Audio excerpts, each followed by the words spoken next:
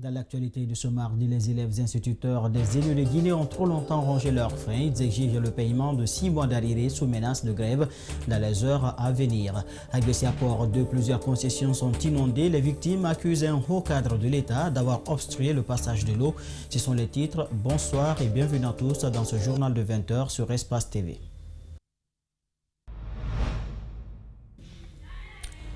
Ils ont travaillé pendant 6 mois sans être payés. Pour les élèves éducateurs des écoles normales d'instituteurs de Guinée, plus question de négocier. Si leurs arriérés ne sont pas payés dans les heures à venir, ils vont débrayer.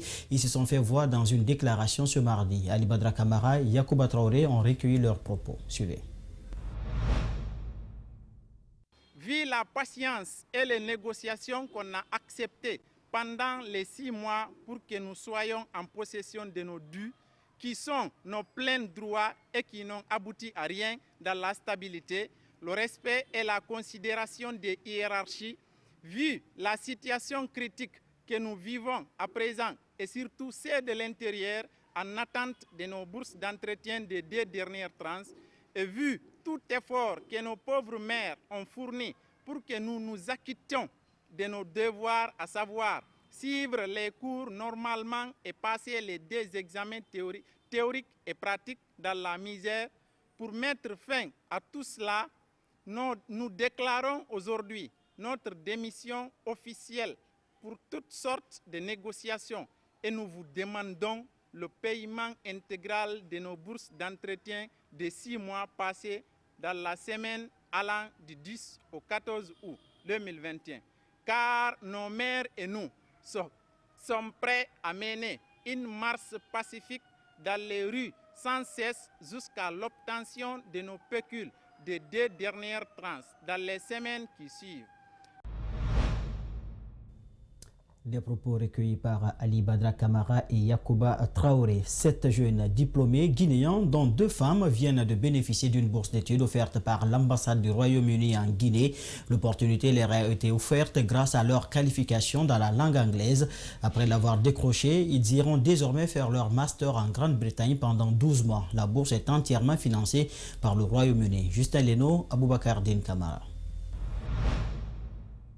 À l'ambassade de la Grande-Bretagne en Guinée, 7 jeunes Guinéens sont venus récupérer leur attestation d'admission ce mardi. Ils sont bénéficiaires d'une bourse d'études dénommée Chevening, offerte par l'ambassade du Royaume-Uni en République de Guinée. La bourse Chevening n'a que 2 critères. La langue anglaise, mais aussi au moins 2 ans d'expérience professionnelle. Mais en Guinée, on a toujours ce petit problème de la langue anglaise parce qu'on se dit qu'on n'a pas de niveau, on est un pays francophone et vraiment c'est tout un défi.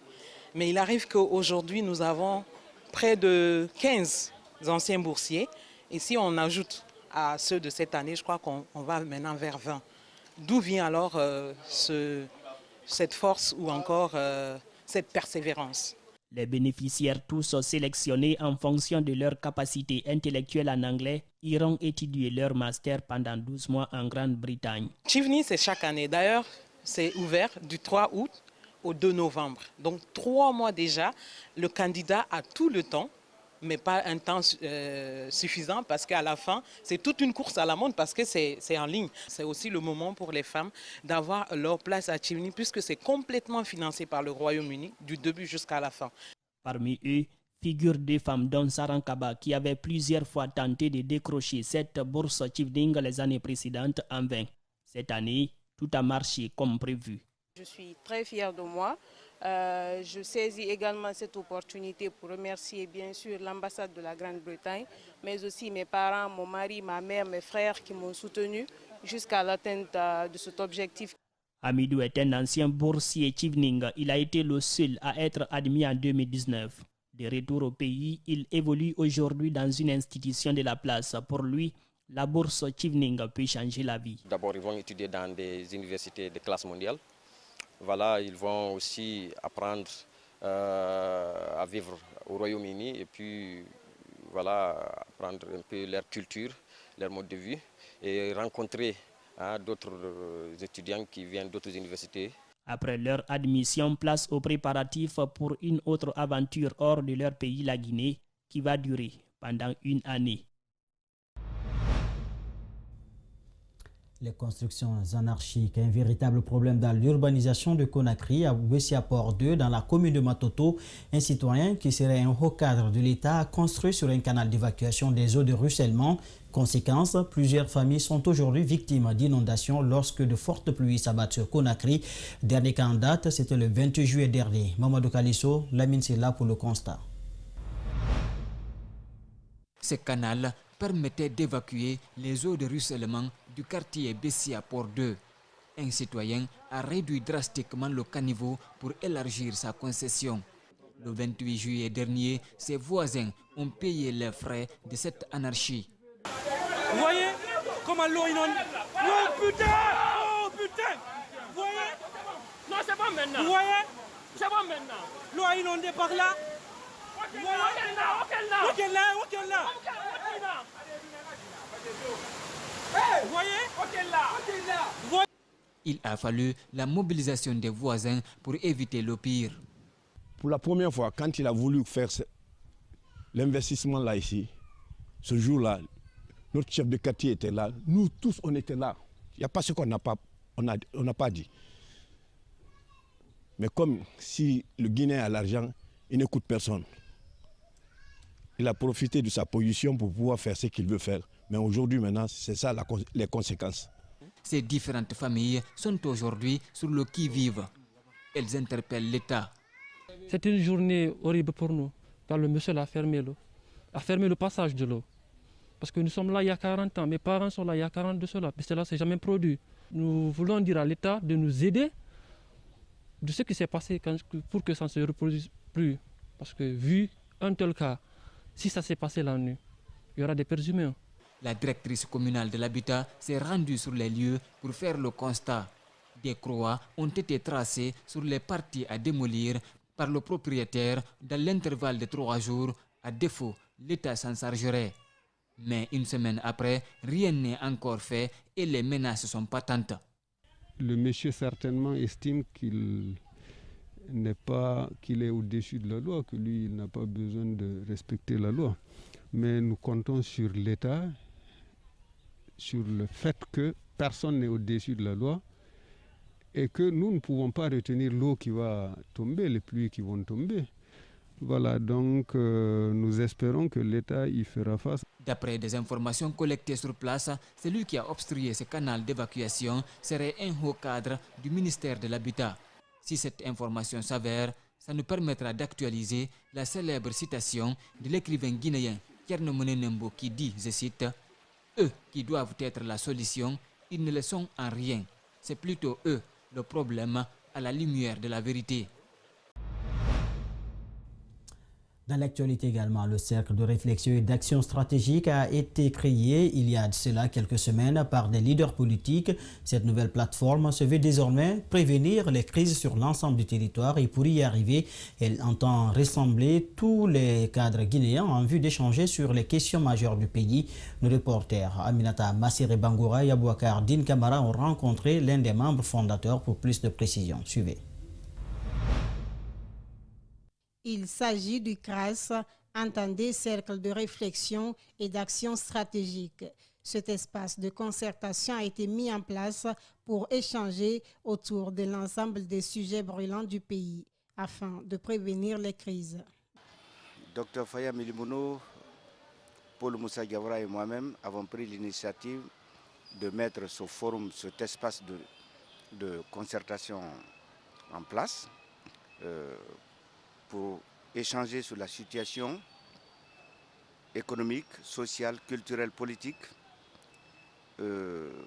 autour des thèmes majeurs qui concernent les Guinéens, d'où qu'ils résident. Depuis la création de ce cercle, une question brûle les lèvres à tous les niveaux. Elle tourne autour de l'appartenance ethnique des membres fondateurs. Mais Patrice Kourouma rassure et annonce d'ailleurs que le CRAS est ouvert à tous. Il n'a rien de communautaire pour une simple raison. C'est un espace où, comme je vous l'ai dit tantôt, on discute sur des thèmes majeurs qui préoccupent les Guinéens, d'où qu'ils résident. Il est vrai, il y a une heureuse coïncidence que Dr Faya Paul Moussa Diawara et moi-même soyons issus de la même ethnie. Mais comme vous comprenez très bien, nous avons chacun son idéologie. On transcende nos clivages politiques, on transcende nos idéologies. Et le cercle, lui, transcende tout ça. Le cercle rassemble tous les Guinéens d'où qu'ils résident. Parlant du cadre permanent de dialogue politique récemment mis en place, ce membre du CRAS soutient qu'il va atteindre les objectifs assignés. Moi, je suis sûr que ce cadre permanent mis en place va aboutir pour une simple raison. La personnalité qui a été désignée pour diriger ce cadre est une personnalité incontestée. Et deuxièmement, je sais aussi que les acteurs politiques de tous bords vont avoir de la hauteur. Parce qu'il faut d'abord penser aux Guinéens. Ils vont prendre de la hauteur pour participer à ce dialogue. Le cercle de réflexion et d'action stratégique est composé, entre autres, de la coordination des fédérations étrangères, la coordination des groupes thématiques et la coordination nationale. Il entend impliquer des cadres guinéens en vue de discuter et trouver des solutions concrètes face aux crises du pays.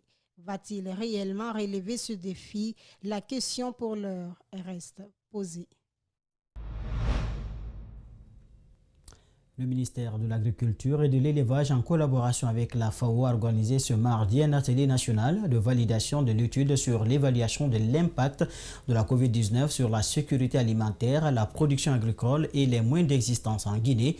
Un document qui va permettre au gouvernement guinéen de pouvoir mettre en place un plan de riposte à la pandémie du coronavirus. Rosaline Gauthier-Monemou et Brahma Souri Sengsouma. Cet atelier vise à valider un document de travail sur l'évaluation de l'impact de la COVID-19 sur la sécurité alimentaire, la production agricole et les moyens d'existence en Guinée. Un document qui va servir d'outil de décision au gouvernement guinéen. Cette validation va permettre au gouvernement de la République de Guinée d'avoir un outil de décision qui va lui permettre de faire face aux effets entraînés par la COVID sur les acteurs de la chaîne de valeur alimentaire à la République de Guinée. L'Organisation des Nations Unies pour l'alimentation et l'agriculture est partenaire technique et financier de ce projet de validation. Les enquêtes ont débuté depuis mars dernier sur l'ensemble du territoire national et près de 9 192 ménages ont été touchés. Pour sa réalisation, des enquêteurs ont été formés à l'utilisation de méthodes modernes de collecte de données sur tablette. À l'issue des travaux de collecte des différentes données, un atelier national a été organisé le 27 mai dernier pour la restitution des résultats bruts et des enquêtes. C'est le document issu de cette première phase qui fait l'objet de cet atelier d'examen et de validation qui nous réunit aujourd'hui. Le représentant par intérim de la FAO invite les participants à accorder de l'intérêt à ces travaux de validation. Il réitère la disponibilité de son institution à accompagner le gouvernement guinéen dans la lutte contre l'insécurité alimentaire et nutritionnelle. Ce faisant, je voudrais donc vous inviter à participer activement aux travaux afin de permettre par la suite à la Guinée d'élaborer des projets et programmes bancables en vue d'une relance des activités économiques pendant et après la COVID-19. Et je puis enfin vous assurer de la disponibilité de la FAO à œuvrer auprès du gouvernement guinéen dans la lutte contre l'insécurité alimentaire et nutritionnelle et la pauvreté en milieu rural. Pour la collecte des données primaires, l'Agence nationale des statistiques agricoles et alimentaires et le Bureau d'études Géopol ont été recrutés. Et un consultant national a également été recruté pour les données secondaires. La station-service de Koubiar dans la région de l'Abiy est dans un état de délabrement total. Depuis la Première République jusqu'à nos jours, c'est la seule station-service qui fournit les populations de cette localité en carburant. Ce point de vente, vous allez le comprendre, nécessite une rénovation totale afin de mettre fin aux risques dont sont exposées les populations riveraines. Suivez le reportage d'André Mossier-Milimono et Aléouba. Voici la seule station-service de la ville de Koubiar. Elle date de la Première République. Hormis qu'elle soit le seul endroit où les populations de cette localité s'approvisionnent en carburant, cette station est dans un état de délabrement poussé. C'est une station qui est faite depuis le temps ONA, et ça c'est dans les années 70. Bon, c'est le préfet de Koubia qui a rénové la station, sinon c'est une station qui ne fonctionnait pas depuis des années. Donc il a pu rénover ça pour que ça continue et pour aider la population de Koubia à avoir le carburant.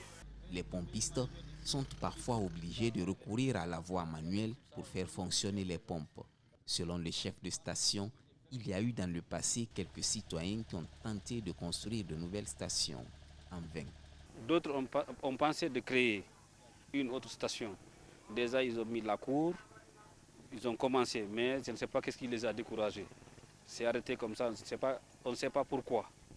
Mais depuis lors, on n'a pas compris pourquoi, qu'est-ce qui les a empêchés de faire une seconde station. Du côté de la mairie de Koubia, on nous a fait savoir que d'autres démarches sont en train d'être menées pour que la ville puisse être dotée d'une station-service digne de nom. La station qui est là, comme vous l'avez dit, c'est aussi une station qui a été construite au temps de la Révolution, à l'érection de Koubia en région administrative. Ça, c'est en 1975. Depuis lors, la station-là existe. Elle n'a pas été modernisée. On l'exploite. On est en train de mener des démarches. L'autorité préfectorale communale auprès de nos ressortissants qui ont des moyens pour nous permettre de nous construire une station digne de ce nom. Pour l'heure, les riverains continuent d'être exposés aux risques liés à l'emplacement et à la vétusté de cette station-service. La Guinée va prendre part à la 18e édition des Jeux paralympiques prévus du 24 août au 5 septembre à Tokyo. À quelques jours du démarrage de ces Jeux, les deux athlètes qualifiés à cette compétition internationale ont entamé les préparatifs dans la matinée de ce mardi. C'est au stade général Lansana Conté de Nongo que cette première séance d'entraînement a eu lieu. Kadiatou et Bakutubu comptent dignement représenter le drapeau guinéen. Mohamed Sissé, Thiermosa Doba. Pour la 4e fois de son histoire, la Guinée participera aux prochains Jeux paralympiques avec notamment 2 ambassadeurs. Pour mieux aborder cette compétition exclusivement réservée aux personnes à mobilité réduite, les 2 représentants de la Guinée ont d'ores et déjà commencé à mettre en place les derniers réglages avant de rallier Tokyo. Les responsables de l'instance paralympiade restent optimistes du niveau de préparation de leurs protégés. Voilà, mais il faut dire que le comité a mis le paquet. Donc, pour arriver à un résultat satisfaisant à Tokyo, de tout ce que vous pouvez voir maintenant, les athlètes sont regroupés. Donc, ils sont dans un appartement bien équipé, donc hyper. Où ils se sentent bien, donc tout est pris en charge et en compte maintenant par le Comité national paralympique, de la nourriture en passant par les soins médicaux, voilà, et même en passant par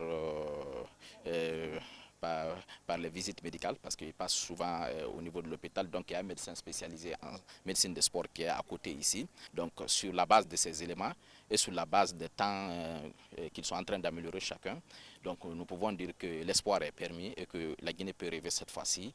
L'entraîneur se veut également confiant quant au niveau de préparation de ces 2 athlètes. Le maximum que possible.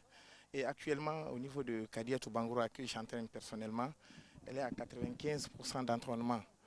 Les temps sont à 95% au niveau des entraînements.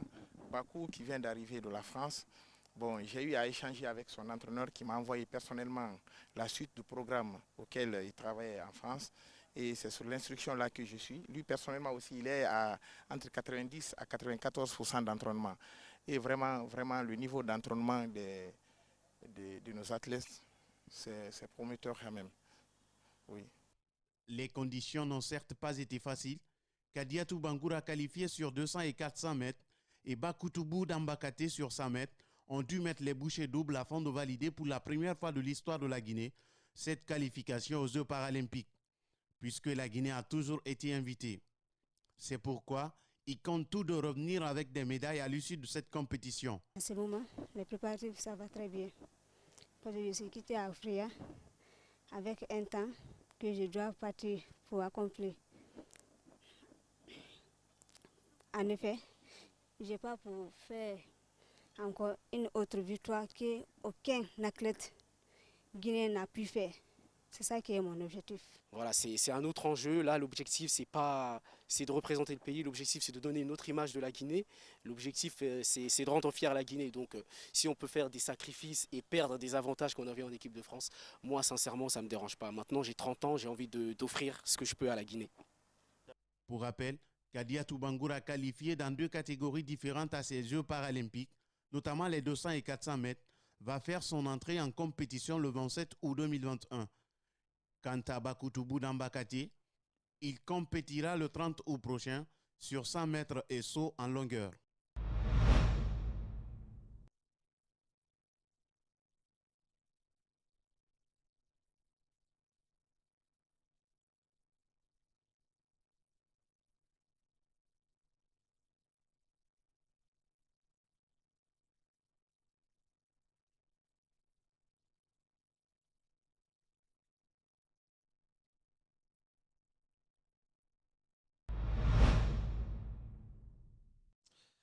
Si le CIK a fini la saison avec 34 joueurs, le club de Mathurin Bangoura n'en dispose que 16 actuellement.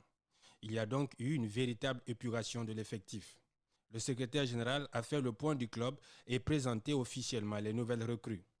Maintenant, face à cette situation et face aussi à la nécessité de renforcer l'équipe, on a pu recruter 2 gardiens, on a pu recruter 2 défenseurs, on a pu recruter 3 demi, on a pu recruter 2 attaquants et au jour d'aujourd'hui, avant qu'on ne termine le recrutement, vous avez constaté qu'il y a ici 9 et nous nous attendons la semaine à venir à l'arrivée de 2 autres. Comme toutes les années antérieures, le CIK vise le titre de champion. La marche sera certes haute, mais les moyens ne feront pas défaut. Nous visons le championnat, la première place, et aussi aller représenter le drapeau guinéen pendant les ligues champions africaines. Donc ça sera avec beaucoup de travail. Elhadj Abdourahmane Ba voyait plus loin que le bout de son nez après une saison stratosphérique marquée par 22 réalisations. Objet de plusieurs convoitises en Guinée et ailleurs, l'attaquant dont l'option de prêt n'a pas été levée est retourné à l'Académie Sainte-Marie. Le secrétaire général affirme qu'il n'est plus un joueur du CIK. Parce que vous avez beau voulu, si le joueur ne veut pas, vous ne pouvez pas. Mais ce qui est évident, le CIK, je le dis sous le contrôle du manager, ce que nous avions pu faire, c'est d'approcher l'académie pour voir objectivement quelle est la position du joueur. Mais si vous ne l'avez pas vu dans l'effectif, c'est parce que jusque-là, les démarches sont restées. Mais son départ ne va pas influencer négativement. Mandjou Diallo est venu prêter ses services au CIK en attendant le retour des vacances de Daniel Bréard. Pour l'heure, il n'est ni entraîneur du CIK, encore moins son adjoint. Mandjou Diallo va donc démarrer la reprise des entraînements avant le retour de Daniel Bréard. À l'instar du Orea AC, le CIK évoluera sur 3 tableaux la saison prochaine, à savoir la Ligue 1 Salam, la Ligue des Champions et la Coupe de la Ligue. Et c'est avec cet élément sport de Paul Fatia Tounkara que s'achève ce journal coordonné par Elhadj Mamad Saïdou Baldé et Mamad Sadio Baldé. Il a été dirigé à la régie par Aboukar Foutessouma, Cheikh Oumar Kaba, Kadiatou Fofana Lia Kamara. Merci à tous de l'avoir suivi et bonne suite de programme sur Espace TV. Au revoir.